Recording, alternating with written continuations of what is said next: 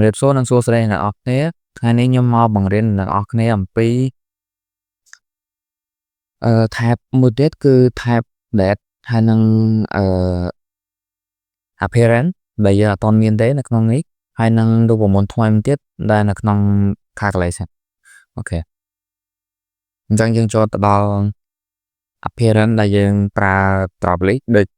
នៅក្នុងនេះខ្ញុំនាំបង្ហាញអ្នកនរគ្នាអូខេអញ្ចឹងហើយខ្ញុំចង់បង្ហាញអ្នកនរគ្នាគឺdrop list tag ដើម្បីឲ្យយើងស្រួលក្នុងការបញ្យល់អូខេអញ្ចឹងទីមួយគឺខ្ញុំប្រើ select one ចឹងខ្ញុំដាក់ select គាត់មកដាក់ថា province គេចេះដាក់ province ម្ដងទៀតមកហើយនេះដាក់តែខេត្តអញ្ចឹងនៅកន្លែង parent នេះដែរដូចខ្ញុំអត់ទាន់យល់អ្នកនរគ្នាទេអូខេអញ្ចឹងនៅកន្លែង parent នេះគឺយើងប្រើដើម្បីយើងចង់ឲ្យនៅតម្រុំនៅក្នុងកបោកនោះចេញជាបែបម៉េចដូចថាយើងចង់ឲ្យវាចេញជាកាឡាឬមួយក៏ drop list ឬមួយក៏វាចេញមកឲ្យយើងរើសអីផ្សេងៗទៅអូខេអញ្ចឹងនៅក្នុងវីដេអូនេះខ្ញុំបង្រៀនអ្នកនរគ្នាអំពីរបៀបដាក់ drop down អញ្ចឹងនៅក្នុង parent នេះយើងដាក់ថា minimal អូខេអញ្ចឹងដើម្បីឲ្យយើងបាន select one province នេះឃើញនៅក្នុង combo ជា drop list យើងត្រូវមាននៅក្នុង choice មួយទៀតត្រូវដោយសារតែ select one គឺយើងត្រូវប្រើនៅក្នុង choice បើយើងអត់មាននៅក្នុង choice ទេគឺយើង select អត់បានដែរអូខេអញ្ចឹងខ្ញុំមានឧទាហរណ៍ស្រាច់ហើយខ្ញុំសូមយកទៅ copy នៅក្នុងឧទាហរណ៍នេះមកអូខេជាង copy ដាក់ចូលទៅក្នុង choice អូខេអញ្ចឹងដូចជាយើងបានឃើញមានខេត្តបាត់ដំបងទីមានជ័យកំពង់ចាមកំពង់ឆ្នាំងកំពង់ស្ពឺកំពង់ធំកំពតកណ្ដាលអញ្ចឹងទៅអូខេចេញសង្ស័យមួយចូលទៅដល់ server យើងគឺបន្ទាប់ពីយើងប្រើ select one ខេត្តហើយគឺខ្ញុំនឹងបង្ហាញអ្នកនរគ្នាអំពីការប្រើថ្ងៃគឺយើងប្រើបានច្រើនដូចជាយើងប្រើថ្ងៃដើម្បីកំណត់ពេលវេលាឬមួយក៏ trick ពេលវេលាអីមួយឬមួយក៏យើងប្រើដើម្បីដឹងថាគេបញ្ចូលតំណែងឯណាឬមួយក៏គេធ្វើឯណាអញ្ចឹងទៅអូខេអញ្ចឹងនៅក្នុងរូបមន្តនេះគឺខ្ញុំបានយករូបមន្តមួយដែលយើង sorry យើងប្រើថ្ងៃចាប់ផ្ដើមនៅថ្ងៃបញ្ចប់ហើយឲ្យវាគណនារាល់ថ្ងៃឲ្យយើង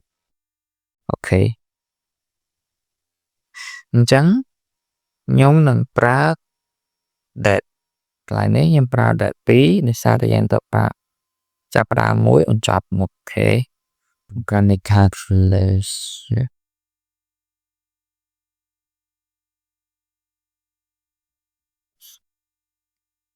calculate តាមនេះដាក់ថាstart date and date ចឹងទៅអូខេហើយណាកន្លែងនេះខ្ញុំដាក់ថា day អ្នកនរគ្នាកុំ flex ថានៅកន្លែងនេះយើងចង់ដាក់អីក៏បានដែរកុំឲ្យតែថាយើងដាក់លេខឬអីមួយនៅខាងមុខអញ្ចឹងគឺវាអត់ឲ្យយើងទេអូខេ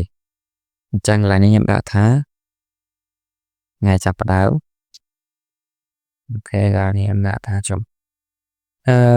ខ្ញុំគួរដាក់កន្លែងធម្មតាអញ្ចឹងឥឡូវនេះខ្ញុំអត់ទាន់នឹងដាក់ធម្មតាទេអញ្ចឹងខ្ញុំសូមដាក់ frame មួយសិននេះសងខ្ញុំមកដាក់ទីតាអូខេហើយវាចោលទៅអញ្ចឹងដើម្បីឲ្យវាគណនាថ្ងៃចាប់ផ្ដើមដល់ចប់របស់យើងបាទគឺយើងត្រូវប្រើរូបមន្តក្នុង calculation អូខេខ្ញុំមើលសិនថាវាត្រូវកន្លងនៅអូខេនៅទេអញ្ចឹងយើងប្រើរូបមន្តended បក standard គេដាក់ ended មុនដោយសារតែយើងចង់រងថ្ងៃវានេះ ដូចយើងបានឃើញដំបូងគឺយើងត្រូវបើកវងកញ្ចក់បន្ទាប់មកយើងទៅប្រើសញ្ញាលុយហើយ index ដបហ្នឹង start អូខេអញ្ចឹងខ្ញុំទៅមើលសិនហើយវាត្រូវនៅអូខេដាក់ that index ត្រូវហើយអញ្ចឹងយើងចូលទៅក្នុងជ្រុងយើងចូលទៅក្នុង code box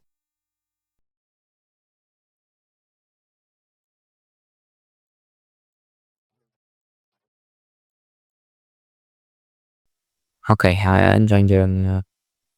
បបនេះណាអូខេដដែលទេ version អូខេអញ្ចឹងនៅកន្លែងនេះនៅពេលដែលយើង update យើងអត់ទាន់បាន redeploy វាយើងត្រូវតែ refresh វាដើម្បីវាចូលមក version ថ្មីយើងបាន update មិញនេះ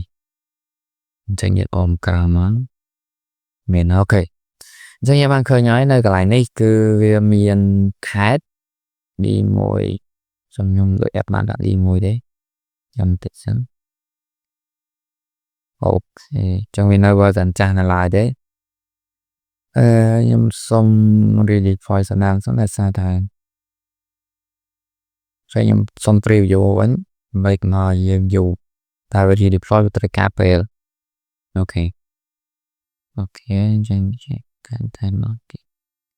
អូខេ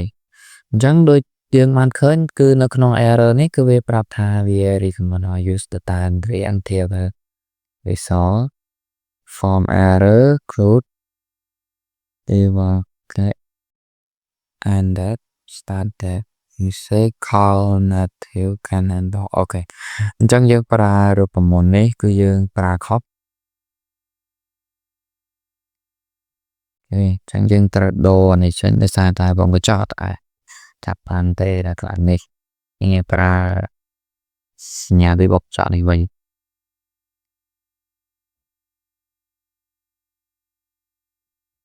តែ sale ចូលមកត្រង់នឹងវិញ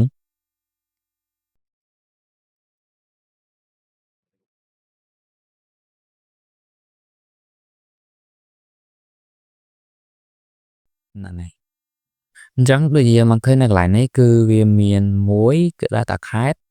ហើយឲ្យយើង select អូខេអញ្ចឹង minimal កន្លែងនេះគឺវាឲ្យយើង select មួយនៅក្នុងខេត្តទាំងអស់នេះប៉ុន្តែក្នុង appearance នេះយើងអាចប្រើបានច្រើនដូចជាខ្ញុំបាននិយាយពីដំបូងហើយយើងអាចប្រើដាក់ style មកក៏បានដែរប៉ុន្តែនៅក្នុងវីដេអូនេះខ្ញុំប្រាប់អ្នកនរគ្នាអំពីរបៀបប្រើ drop list sorry របៀបដាក់ drop down តែប៉ុណ្ណោះ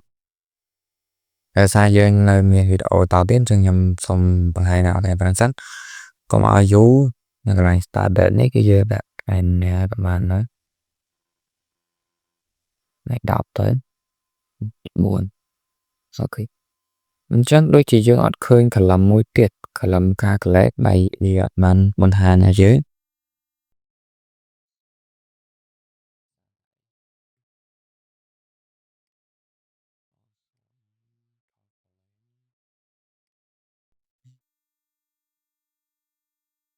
ខ្ញុំសូមដាក់កន្លែងនេះ day មួយមក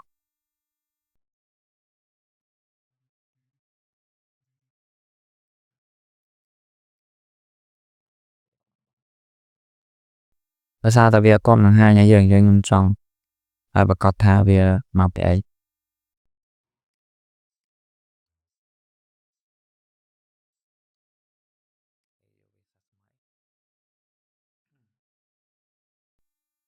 អូខេអញ្ចឹងយើងបានឃើញតារានោះទេ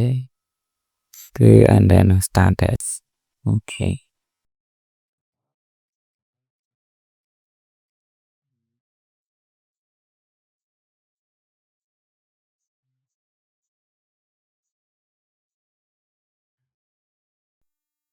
អញ្ចឹងប្រហែលជាវាអឺចូលទៅក្នុង data តែខ្ញុំអត់បាន redeploy អញ្ចឹងយើងពិបាកមើល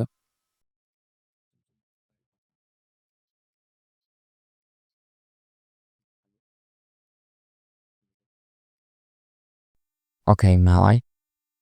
អញ្ចឹងខ្ញុំសូមបំពេញឲ្យអស់សិន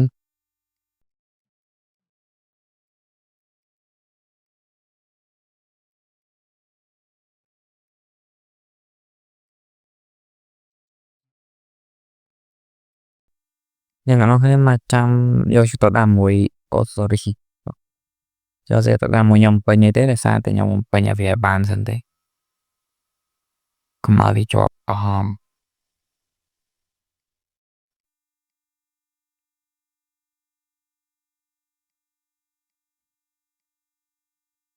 cái submit nó khi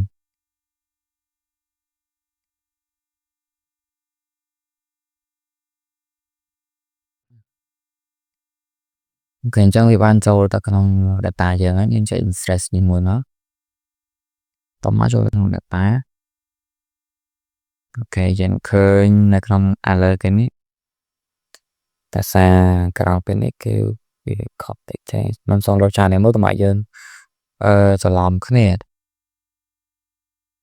ok trên nhiều bạn khơi nhái ai nhiều bạn bằng bánh mánh ta là trong cái lệ dễ vì mình ai khá đẹp ok này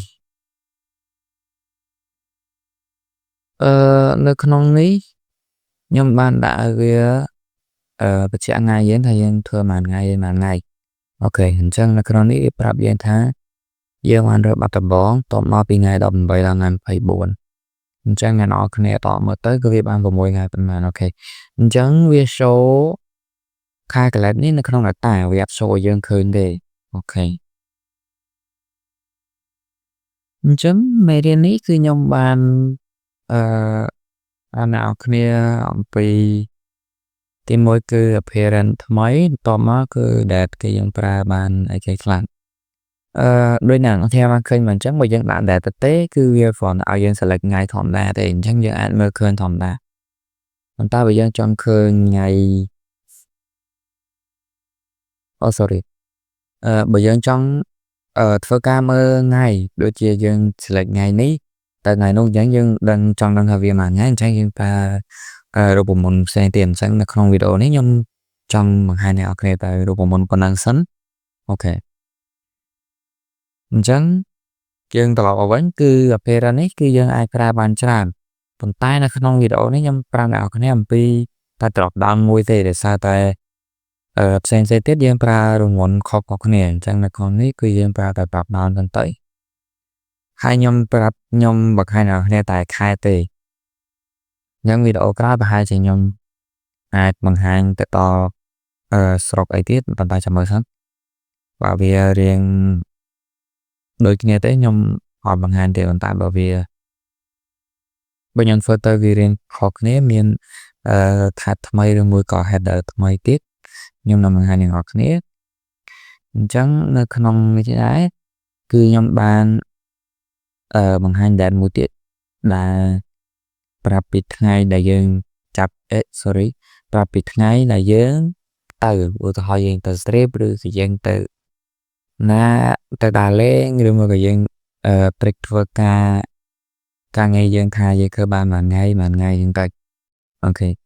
អញ្ចឹងបើយើងដាក់តែដែលធម្មតាគឺវាឲ្យយើង select ថ្ងៃធម្មតាទេប៉ុន្តែបើយើងដាក់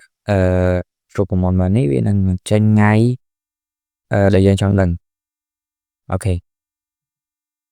អញ្ចឹងខ្ញុំសូមដាក់ថ្ងៃធម្មតាទៅដោយសារតែអានេះខ្ញុំគាត់ជាឧទាហរណ៍ទៅអ្នកនរគ្នាបានដឹងអញ្ចឹងខ្ញុំសូមដាក់ថ្ងៃតែប៉ុណ្្នឹងអញ្ចឹងវីដេអូហ្នឹងមានតែប៉ុណ្្នឹងហើយអរគុណអ្នកនរគ្នាជួបគ្នាក្នុងវីដេអូក្រោយ